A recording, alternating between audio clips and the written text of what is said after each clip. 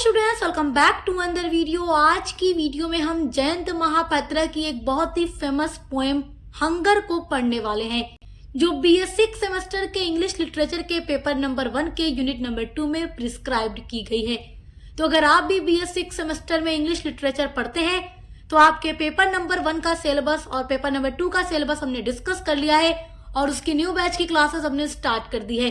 तो एक सीक्वेंस में हमारे यूनिट को पढ़ रहे हैं और जितनी भी पोएट्री या जो भी ड्रामा सब कुछ आपके सिलेबस में दिया गया, सभी पर वीडियोस लगातार अपलोड कर रहे हैं। आज का टॉपिक है हंगर बाई जयंत महापात्रा। तो जयंत महापात्रा की जो पोएम हंगर है, जिसका मतलब होता है भूख, तो इस पोएम में पोएट ने दो तरीके की भूख दिखाई है।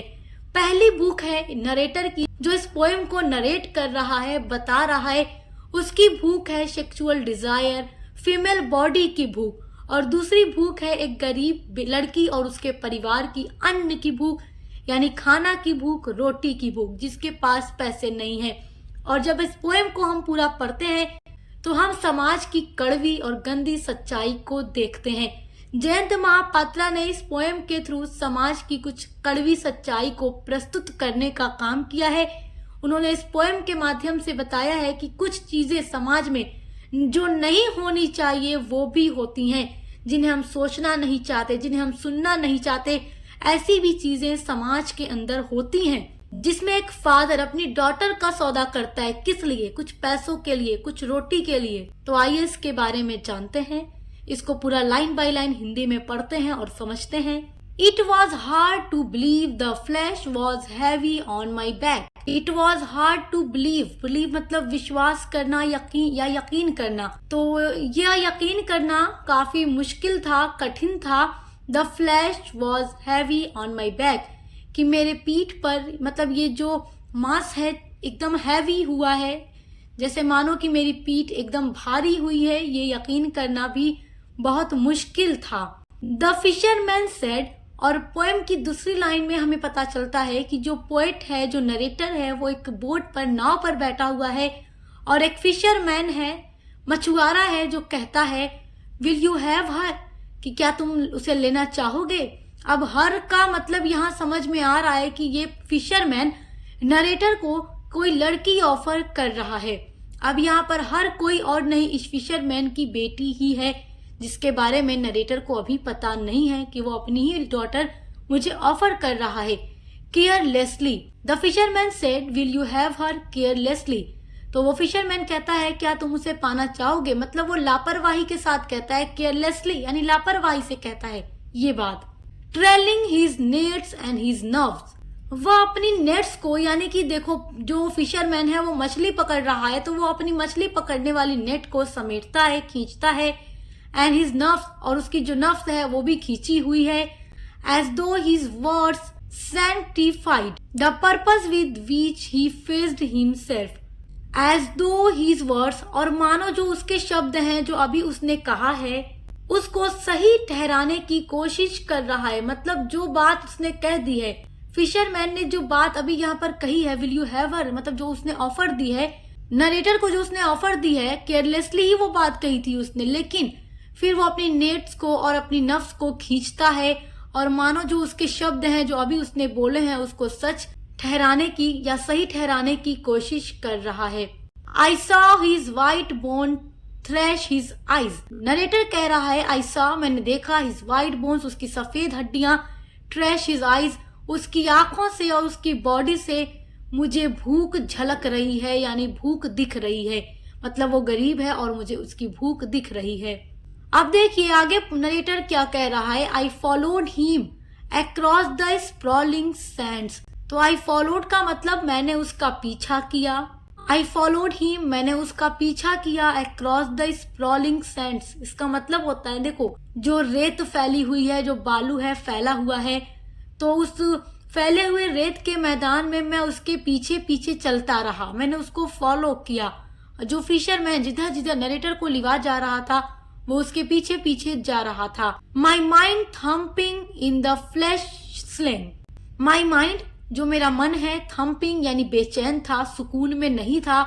इन द फ्लैश स्लिंग, लेकिन जो मेरा शरीर है, ये जो मेरा फ्लैश है, जो मेरी बॉडी है, वो इच्छाओं में उलझी हुई थी। मतलब पोइट कह रहा है, नरेटर कह रहा है कि जो काम करने के लिए मैं जा रहा हूँ उसके लिए मतलब मेरा मन थोड़ा बेचैन था। मतलब मेरा दिमाग कह रहा है कि ये चीजें गलत हैं, लेकिन जो मेरा फ्लैश, जो मेरे शरीर की इच्छा है, वो मेरे मन को, मेरे दिमाग को ढक रही है, दबा रही है। यानी कि बॉडी की इच्छा तो चढ़ी हुई है, लेकिन मेरा मन कह रहा है, मेरा मन बेचैन है, ये चीजें गलत हैं, लेकिन बॉडी की इच्छा मुझे आगे ले जा रही है।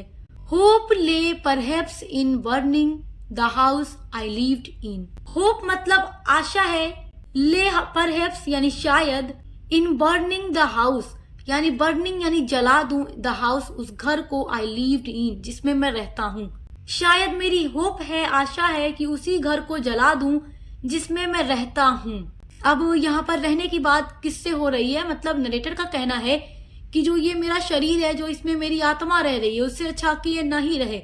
मतलब उसको कहीं ना कहीं एहसास है कि जो काम वो करने जा रहा है वो गलत है। Silence gripped my sleeves, his body Claude at the throat. Silence यानी चुप्पी, यानी एकदम सन्नाटा है। ग्रिप्ड माई स्लीव्स जैसे जो खामोशी है वो मुझे जकड़े हुए है। हीज बॉडी, अब यहाँ हीज बॉडी का मतलब है जो फिशरमैन, जिसको फॉलो करके नरेटर चला जा रहा है आगे, उसकी जो बॉडी है क्लॉड एट द फ्रोथ, जैसे कि समुद्र के झाग से जूझ रहा हो। मतलब एकदम बेबसी है उसके अंदर। अब जैसे देखो, वो जो फिशरमैन था वो मछली पकड़ रहा था अपनी नेट से, लेकिन उसके हाथ कोई मछली नहीं आती, और मानो कि वो समुद्र की झाग को अपने साथ अपनी नेट में समेटे लेकर जा रहा है। His old nets had only dragged up from the seas, और उसके जो पुराने जाल हैं समुद्र से केवल निराशा ही लेकर निकले हैं। मतलब उसे मछली तो नहीं मिली, केवल निराशा ही उसे समुद्र से मिली है। In the flickering dark his lean-to opened like a wound. In the flickering dark यानी अंधेरे में, कांपते हुए अंधेरे की रोशनी में, his lean-to opened उसने ओपन किया, खोला, like a wound मतलब उसने अपनी लीन यानी झोपड़ी को ओपन किया, खोला, लाइक ए वुंड जो कि एक घाव की तरह है। यानी उसकी झोपड़ी एक घाव की तरह है, जैसे घाव खुलता है। मतलब इतनी छोटी सी पुरानी झोपड़ी है जो मानो कि अभी गिर जाएगी। तो नरेटर कह रहा है कि कांपती अंधेरी रोशनी में उसकी जो झोपड़ी है घाव की तरह खुलती है। द विंड वॉज आई, और उसमें हवा की तरह मैं अंदर घुस जाता हूँ। द विंड मानो वो जो हवा है, was I मैं ही था, and the day and nights before और जो दिन है और जो रात है। मतलब नरेटर ये कह रहा है कि जब उसकी झोपड़ी खुलती है जो घाव की तरह है, तो मैं उसमें जैसे हवा होती है ना, फौरन से बह जाती है, तो वैसे ही मैं उस झोपड़ी के अंदर चला जाता हूँ। and the day and nights before और बीते दिन रात भी, मतलब कि दिन रात की तरह यहाँ पर जैसे कुछ कह रही हो, एक कहानी सी हो। ये झोपड़ी एक कहानी सी हो जो दिन रात की कोई कहानी कह रही हो। palm fronds scratched my skin, palm fronds का मतलब होता है ताड़ के पत्ते, scratched मतलब खरोंच आ जाती है, my skin मेरे चेहरे पर, उसकी त्वचा पर। नरेटर कह रहा है कि जिस तरीके से वो झोपड़ी में अंदर घुसता है तो वहां ताड़ के पेड़ है जिसके पत्ते से मेरे त्वचा पर कुछ खरोंच, कुछ स्क्रैच्ड आ जाते हैं।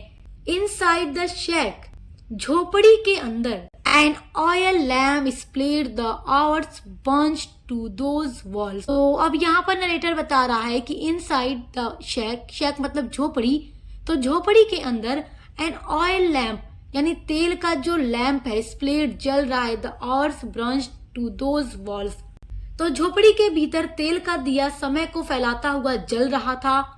Over and over the sticky suit crossed the space of my mind। और देखिए, जब एक छोटी सी झोपड़ी में तेल वाला लैंप दिया जल रहा है, तो देखो जब आग जलती है तो उससे धुआं निकलता है काला काला, और वो दीवार पे जाके सट जाता है, काला काला वहां हो जाता है। तो ऐसा ही कुछ वहां पर था।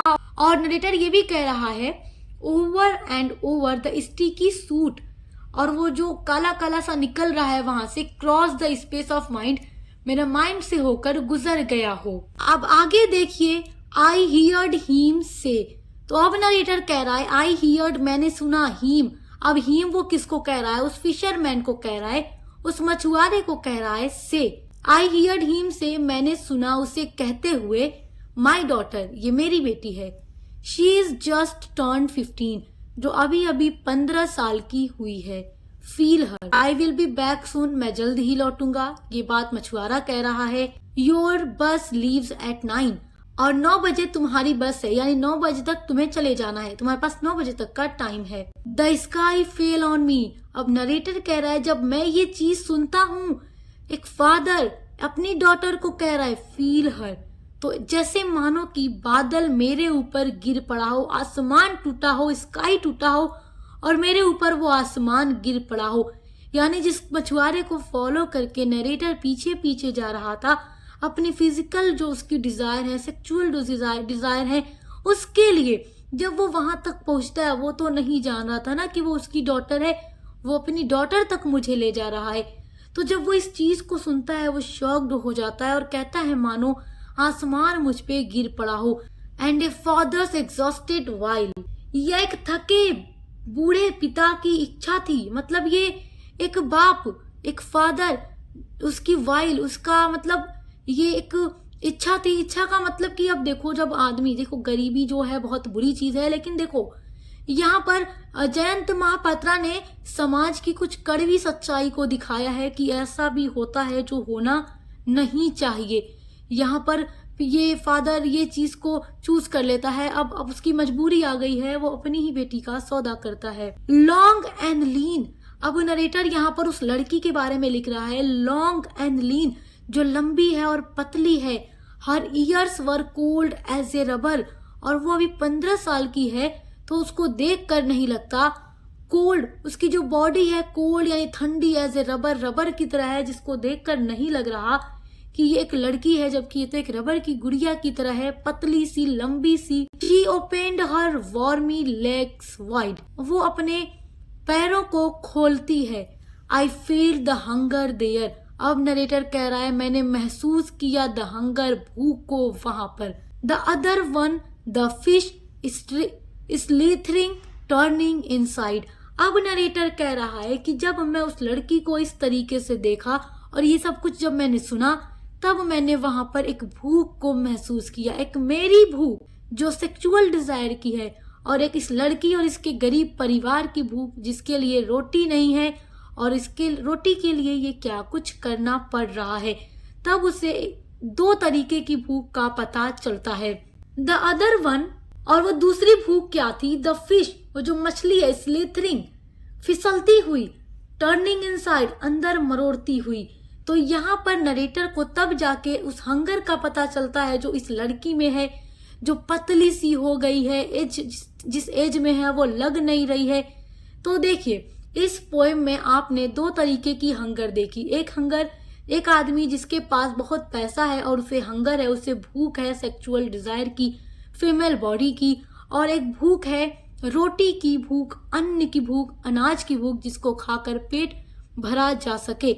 तो जयंत महापात्रा ने इस पोएम के थ्रू समाज की कड़वी सच्चाई को दिखाने की कोशिश की है। जो चीजें नहीं होनी चाहिए वो चीजें भी हैं इस दुनिया के अंदर।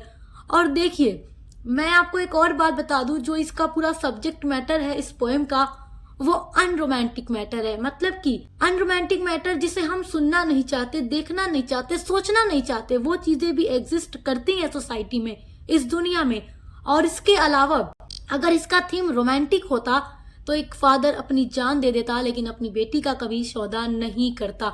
तो वो आइडियलिस्टिक सोच होती है, आदर्शवादी थीम होती है।